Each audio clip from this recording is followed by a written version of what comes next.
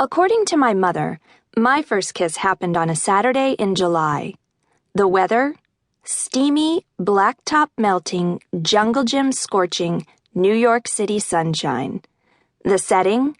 The 49th Street playground in Queens. Good on the sand quotient, low on the rats. The kisser? Hector Driggs. Cute, but a little bit smelly, like wet blankets and aged cheese. The event?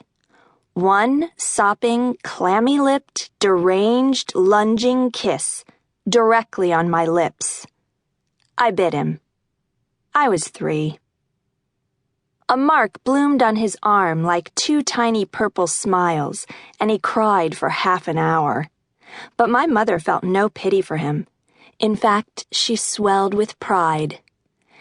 Even at that young age, I knew you understood the need for girls and women to fight for our freedom, equality, and personal space, she said when she retold the story. Plus, he smelled weird. I would have bit him too. My mother is a professor of women's studies at Queens College. While other newborns were happily drifting to sleep to Goodnight Moon, my mom read to me in my crib from Simone de Beauvoir, Virginia Woolf, and Audre Lorde. In our living room, there's a picture of me in my stroller at a women's rights march in Washington, clutching a sign with my tiny green mittens. Well-behaved women seldom make history. And so, 2 years ago when I was 14 and began what my mom termed your ultimate rebellion, she said I chose the worst thing possible. She would have preferred odd piercings, full-body tattoos, or even shoplifting to what I did. I fell in love with romance novels. It wasn't even just regular book love. I was crazy for them, head over heels obsessed. I read them in grocery aisles, on subways, buses, between classes, and most often curled up in bed. Over the next 2 years, I read 118 of them, not counting those I read twice. I discovered my first romance novel on the shelves of my best friend Annie Kim's apartment. She has 2 older sisters. Jenny, her middle sister, saw me gazing at the array of colorful spines and handed me Cowboys on Fire, Book 1. With bare-chested cowboy Destry and gold belt-buckled cowboy Ewing on the cover. I'd get to know Destry and Ewing with a passion that bordered on the scientific. "Here," Jenny said, "you have to read this."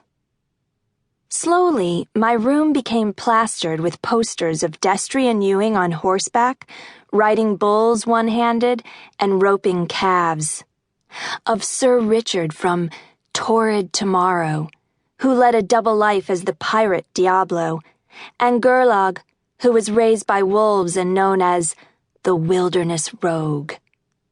My mom would come into my room and gaze at the books on my night table, at Ewing on his bronco or Gerlog swinging from a tree, and she'd sigh, "I didn't raise you to worship imbecilic apes." Other times, she'd grow more serious looking at my books. "I've failed you as a mother, as a woman, and as a citizen of this world," she'd say. It wasn't true. I called myself a feminist, to her at least. To my friends, it would be like calling myself a maiden or some other dusty, crusty ancient word. At school, I was quick to point out whenever boys dominated class discussions, or girls were excluded from handball games. When a flasher was spotted in our schoolyard 3 times in 1 month, I organized a Take Back the Yard march, with 45 8th graders parading around the intermediate school 125 grounds chanting, "Girls on guard, take back the yard," and "Dude, put some clothes on."